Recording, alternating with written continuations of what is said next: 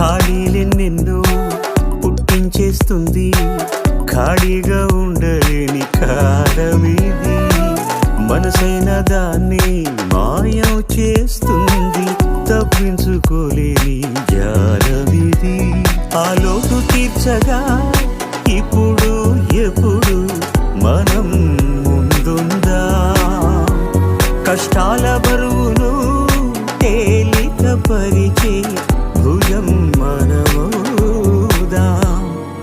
ఏమో ఏమో ఏ గుండెల్లో ఏ బాధ ఉందో కొంచెం పాలు పంచుకుందాం.